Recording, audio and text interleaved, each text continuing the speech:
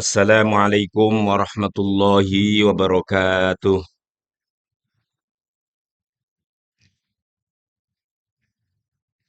Alhamdulillahi rabbil alamin. Hamdal syakirin, hamdan na'imin.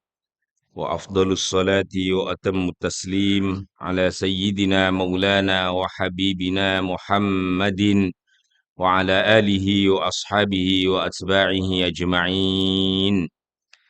Amma ba'du, subhanaka la ilma lana illa ma 'allamtana innaka antal alimul hakim. Ma'asyiral hadirin wal hadirat, para jamaah salat subuh utamanya Masjid Jami As-Salam Perumahan Pondok Melati Indah. Semoga semua yang hadir dan mengikuti ta'lim ini senantiasa mendapatkan rahmah dan keberkahan dari Allah Ta'ala. Kita selalu dalam perlindungannya dan selalu diberikan istiqamah dalam syariatnya. Amin ya rabbal alamin. Insyaallah jamaah sekalian, pagi ini sebagaimana kita istiqomahkan menjadi ta'lim 3T, tajwid, tahsin, dan tadabbur kita. Kali ini dalam surah Ali Imran ayat 152 sampai 153. Selalu dalam metode pembelajaran kita diawali dengan saya membaca dahulu, dengan kita perhatikan, lalu saya baca dan ditirukan, kemudian praktek sekaligus kaidah dan pengetahuan kita terhadap teori ilmu tajwid yang alhamdulillah kita sudah mendapatkan panduan kitabnya. Karenanya kita insyaallah manfaatkan waktu sampai jam kurang lebih jam 6 lah, 45 menit ke depan. Baik jemaah sekalian, saya awali membaca, mohon diperhatikan bacaannya sehingga nanti kita insyaallah bisa mengikuti dengan baik. أعوذ بالله من الشيطان الرجيم.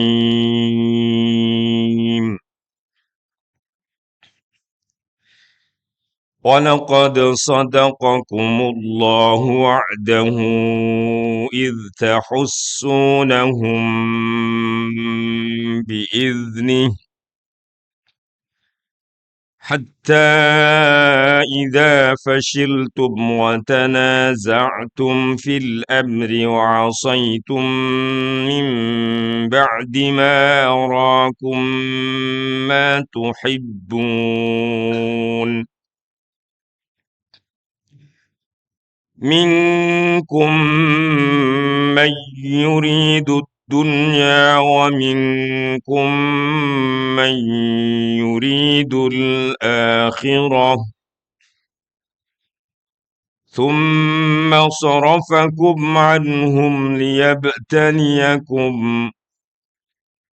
ولقد عفا عنكم والله ذو فضل على المؤمنين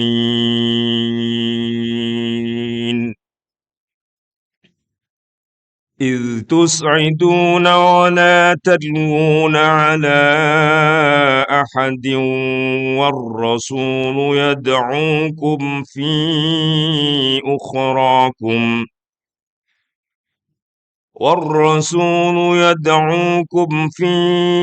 أخراكم فأثابكم غما بغم لكي لا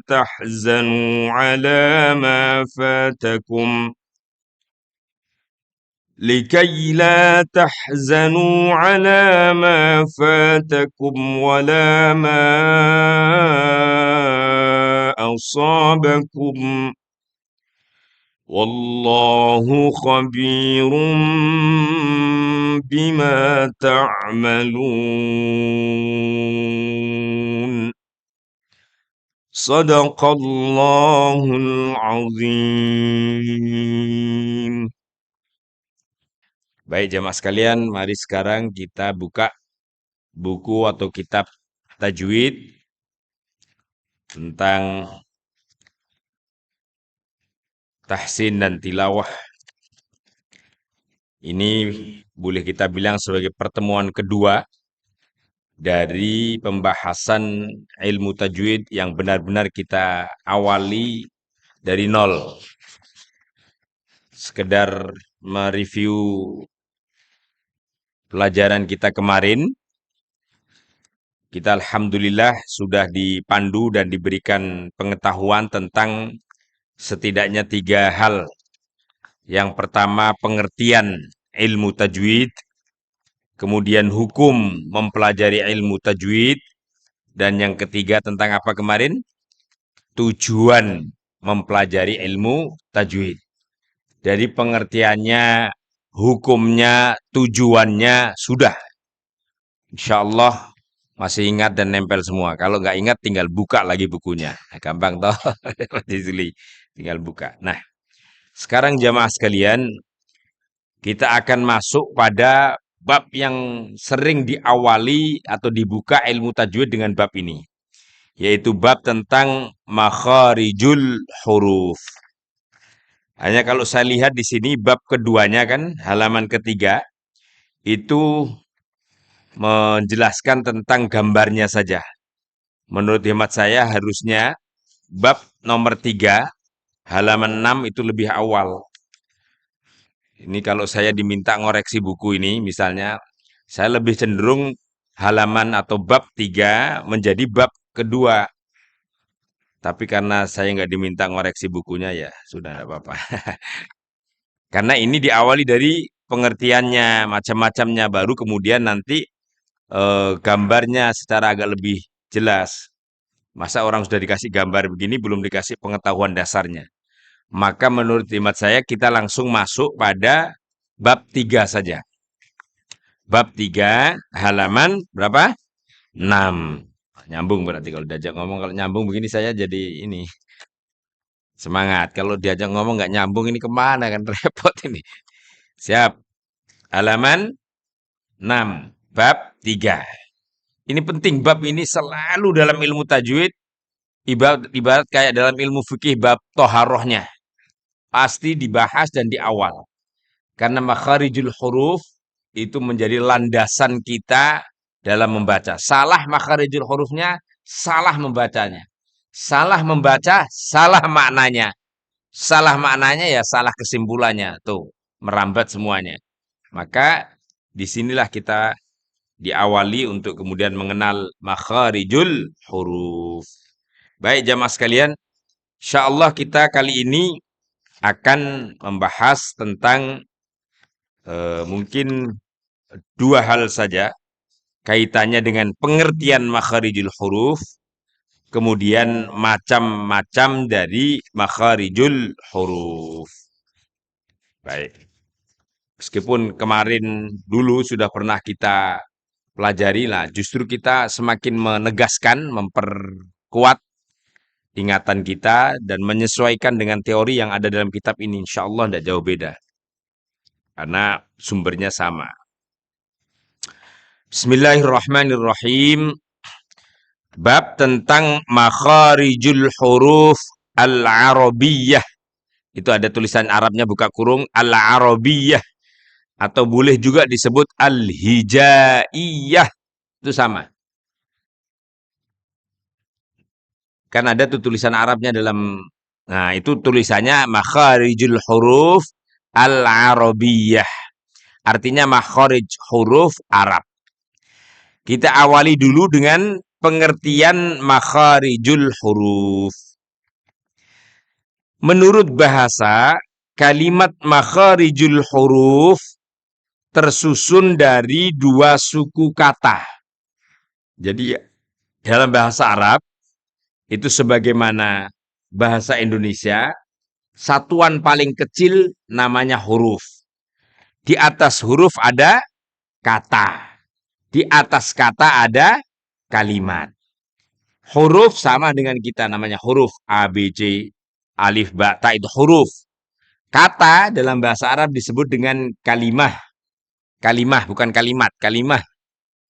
Nah, kalimah itu dalam bahasa Indonesia disebut dengan kata. Nah, kalau kalimat di dalam bahasa Arab disebut kalam. Nah, kalau nanti dalam kita belajar kalam atau qaul. Nah, Jamaah sekalian, kita tahu makharijul huruf terdiri dari dua suku kata, yaitu apa? Makharij dan al-huruf. Tuh silahkan baca kembali. Kata makharij merupakan bentuk jamak atau bentuk plural dari kata makhraj yang berarti tempat keluar. Sedangkan kata huruf merupakan bentuk jamak dari kata al-harf yang berarti huruf. Persis kan yang saya jelaskan dulu kemarin, masih ingat?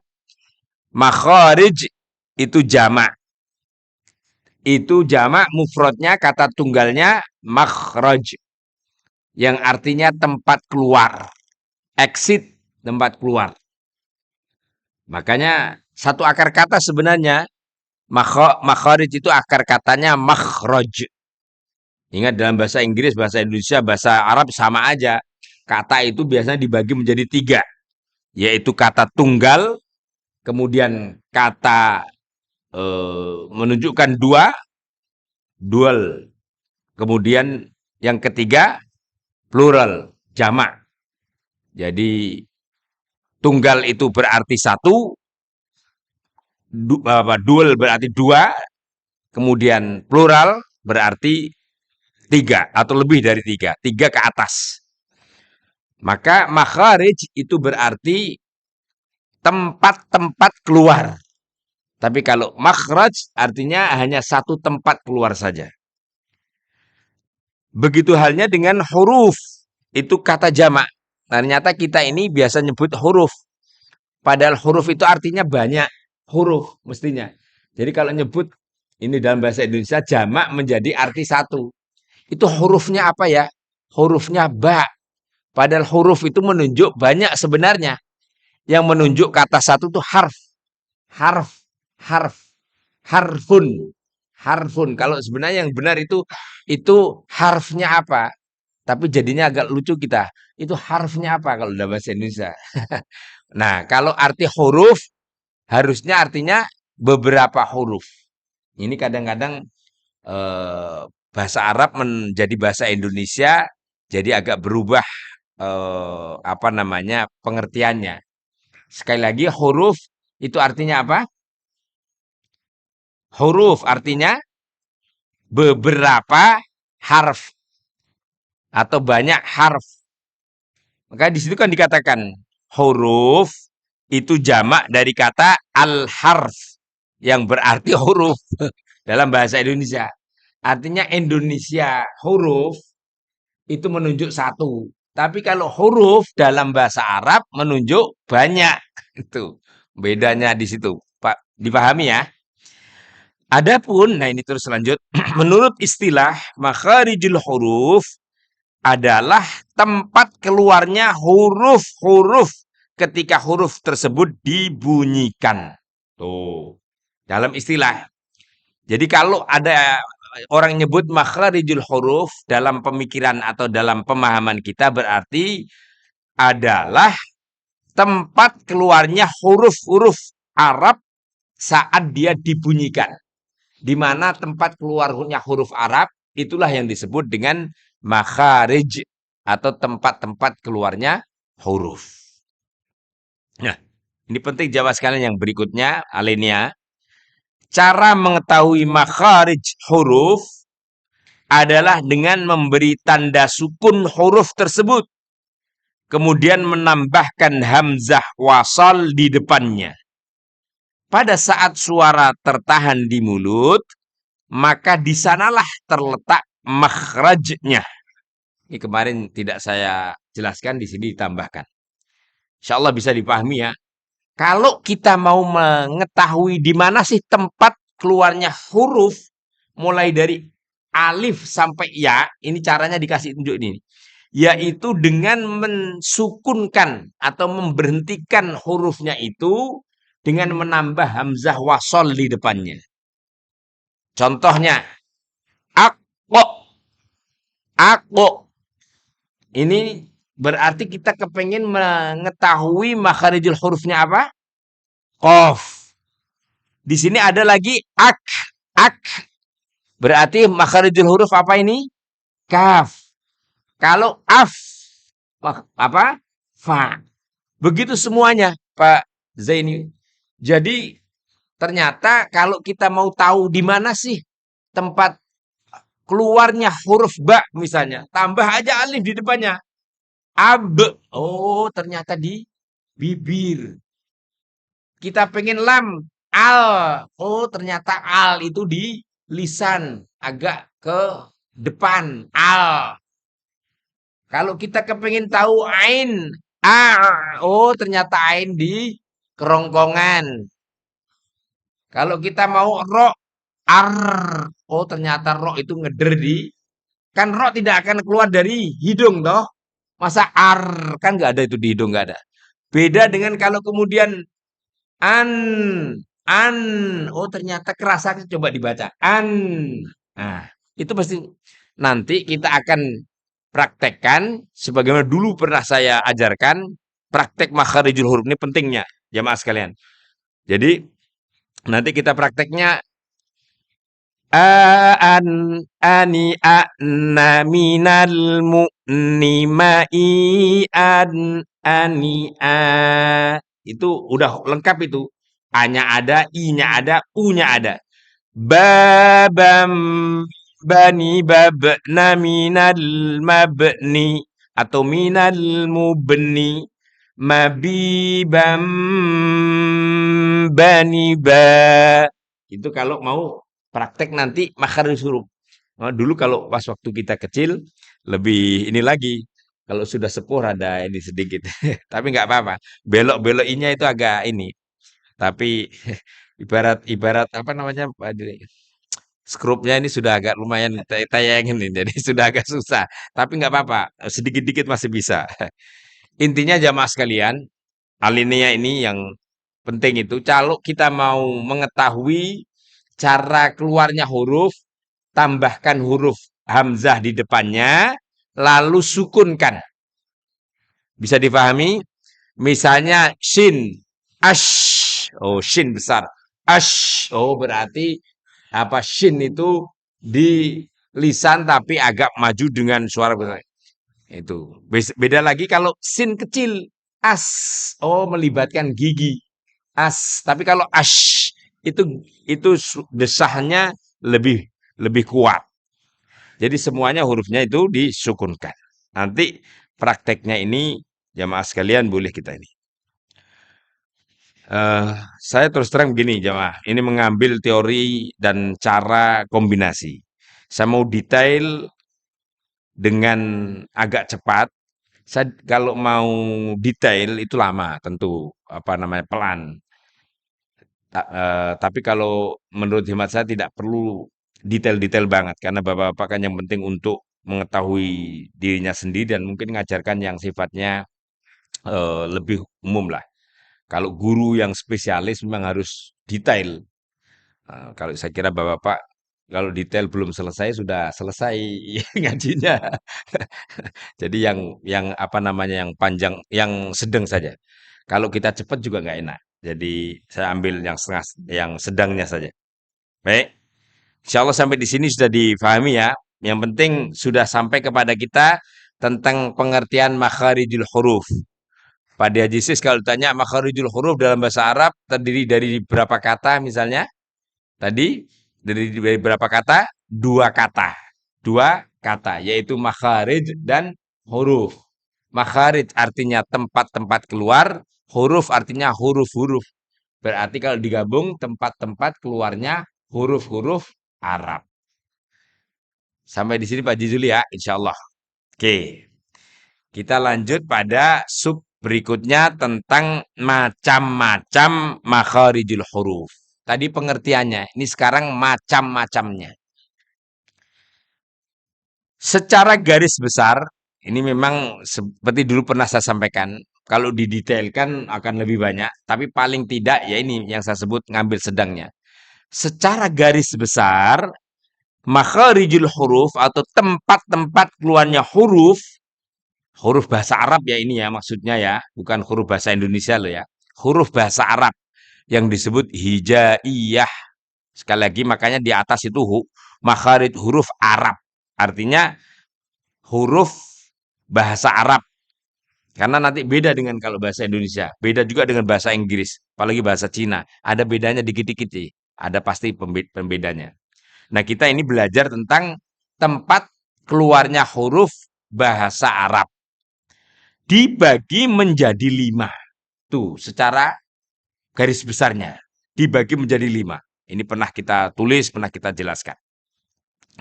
Ini mengulang kembali. 5 itu apa? Yang pertama adalah al-jauf. Itu Arabnya al-jauf. Al-jauf atau boleh disebut dengan al-jaufi. Atau kalau alnya susah disebut-sebut ya jaufi. Gitu saja boleh. Jaufi. Apa sih bedanya jauf dengan jaufi? Kalau jauf itu maknanya hanya rongga mulut. Tapi kalau jaufi sesuatu yang bersifat rongga mulut. Jadi menisbahkan Indonesia itu negara Indonesia. Tapi kalau Indonesia itu artinya orang yang berkebangsaan Indonesia. Bisa dimahami. Indonesia itu ya Indonesia secara umum. Tapi kalau disebut Indonesia itu orang berkebangsaan Indonesia. Jauf itu artinya rongga mulut. Tapi kalau jaufi berarti huruf-huruf yang berkebangsaan rongga mulut. Yang digolongkan rongga mulut. Maka sama aja artinya. Itu namanya ya nisbah. Nisbah itu menggolongkan dirinya. Oh, ini bangsa Indonesia. Misalnya Malaysia, bahasa Arabnya. Kalau bangsa Malaysia, Malizi. Saudi, Saudi. Orang-orang Saudi. Itu bedanya ya. Boleh disebut jauf atau jaufi. Tambah yaknya. Yang kedua adalah al-halq. Ini masih nama-namanya. Al-halq atau halq atau halqi. Mana yang mudah kita sebut? Kalau saya senangnya menyebut dengan menambahkan yaknya. Jaufi, halqi. Halqi. Yang ini berarti huruf-huruf yang keluar dalam golongan tenggorokan atau apa namanya ini? Kerongkongan. Ya, kerongkongan. Kerongkongan itu namanya halqi. Yang ketiga, tempat huruf Arab itu adalah lisan atau al-lisan atau lisani. Tinggal nambah yaknya. Lisani berarti huruf-huruf yang keluar dari lidah, dari lisan. Nah, lalu yang keempat disebut dengan asyafatain atau syafatain atau syafataini. Boleh. Syafataini. Berarti huruf-huruf yang keluar dari bibir. Kenapa sih disebut dengan syafatain? Dua bibir. Karena memang bibir kita ini dua. Kalau yang lain kan halak. Hanya satu, kerongkongan satu. Kemudian jauf, rongga mulut juga satu. Tapi kalau syafatai ini kenapa enggak syafawi? Boleh disebut dengan syafawi, tapi yang lebih tepat syafatai ini. Karena kalau syafatai ini jelas menunjuk dua bibir. Karena bunyi itu baru muncul kalau ada dua bibir. Kalau hanya satu saja bibirnya, insya Allah enggak bunyi tuh. Bagaimana caranya? Anda sama dengan orang tepuk tangan bunyi.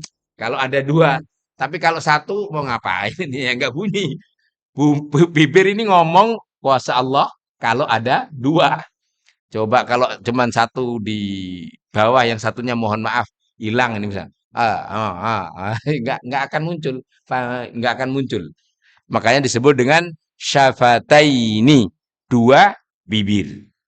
Lalu yang terakhir, yang kelima, makharijul huruf, tempat keluar huruf itu adalah al-khayshum atau khayshum atau khayshumi. Dulu kalau kita tulis khayshumi. Apa khayshumi? Yaitu rongga hidung atau hidung, tapi lebih biasanya disebutnya rongga hidung karena agak masuk. Nanti jenis-jenis huruf apa yang masuk pada kategori keluar dari rongga hidung. Nah, pelajaran berikutnya. Yang penting kita sekarang tahu salah satu di antara 5 tempat keluarnya huruf yang ada yaitu khayshumi, yaitu rongga hidung. Hadirin Bapak Ibu sekalian, saya ingin memastikan 5 ini moga-moga Bapak Ibu Arabnya hafal 5 ini. Kira-kira hafal nggak Pak Diki? Hafal ya? Kalau nggak hafal ya paling tidak Indonesianya. Boleh, kalau dulu teorinya saya kan dari bawah sini namanya halqi, lalu masuk ke sini khayshumi, masuk ke sini syafawi, masuk ke dalam namanya lisani, dan ke dalam lagi rongga mulut namanya jaufi. Nah, jadi untuk memudahkan hanya 5 saja. Kalau nggak hafal Arabnya, Pak Haji Imron minimal Indonesianya. Indonesianya berarti apa namanya kerongkongan, kemudian rongga hidung, bibir atau 2 bibir, lisan, dan rongga mulut. Semakin ke dalam, rongga mulut itu di atasnya kerongkongan. Jadi a, i, u, ba, itu rasanya ada di dalam. Suara wawu, hamzah, dan alif kalau dimatkan disitulah huruf yang disebut dengan jaufi. Nanti kita akan lebih perdalam. Hadirin Bapak Ibu, 2 macam ini yang kita dapat pelajari. Besok kita akan mengurai satu persatu dan mempraktekkan makharij huruf dari rongga mulut dulu. Kita ngikutin kitabnya ini. Dari rongga mulut yang disebut dengan jaufi. Apa sih huruf-huruf jaufi dan bagaimana prakteknya? Begitu juga yang lain-lain insya Allah nanti pada pertemuan berikutnya. Sampai di sini kajian kita. Insya Allah tidak ada pertanyaan. Kalau ada pertanyaan disimpan dulu minggu yang akan datang. Karena waktunya sudah habis, mari kita tutup dengan doa bersama-sama. اللهم ارحمنا بالقرآن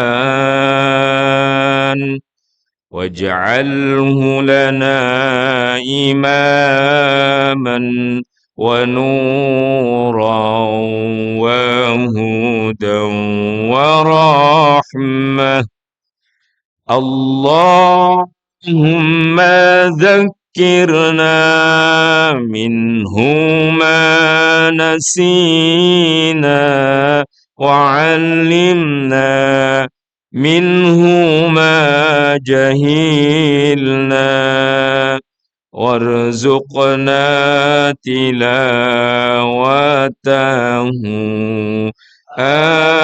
آناء الليل وأطراف النهار واجعله لنا حجة لنا يا رب العالمين.